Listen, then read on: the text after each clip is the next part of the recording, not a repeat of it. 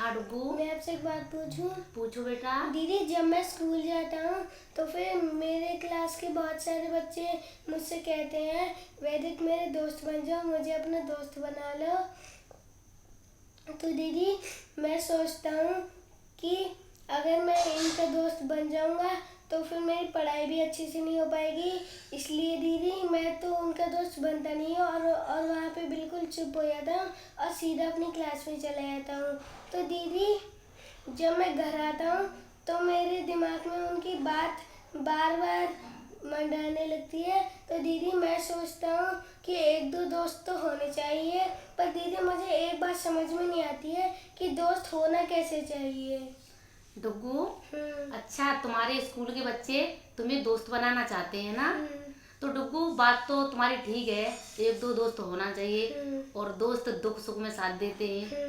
लेकिन डुगू, हर दोस्त तो दुख सुख में साथ नहीं देते बेटा। तो दोस्त भी सोच समझ के बनाना चाहिए। दोस्ती कृष्ण और सुदामा जैसी होनी चाहिए। एक दोस्त ने कुछ भी मांगा नहीं और एक दोस्त ने बिगर मांगे सब कुछ दे दिया। दीदी, मैं समझ नहीं पाया आपने क्या कहा। डुगू बेटा, मैं तुमसे ये कहना चाह रही हूँ कि भगवान श्री कृष्ण और सुदामा बहुत ही अच्छे मित्र थे। वो साथ साथ पढ़ते थे, तो बहुत ही गहरी मित्रता थी उनकी। तो एक बार सुदामा पर बहुत ही गरीबी आ गई। तो सुदामा अपने मित्र कृष्ण से मिलने के लिए पहुंचे और थोड़े से पोटली में चावल लेकर के गए थे।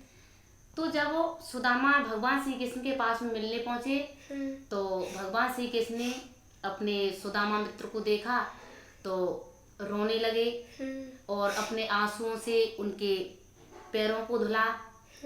तो सुदामा ने बेटा अपने मित्र से कुछ भी नहीं मांगा और भगवान श्री कृष्ण ने बिगर मांगे ही अपने मित्र सुदामा को सब कुछ दे दिया।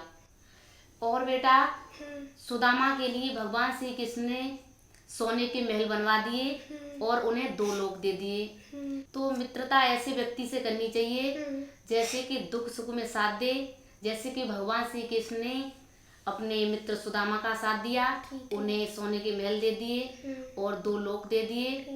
तो मित्रता भी सोच समझ के करनी चाहिए, जैसे कि बेटा भगवान श्री कृष्ण और सुदामा की थी।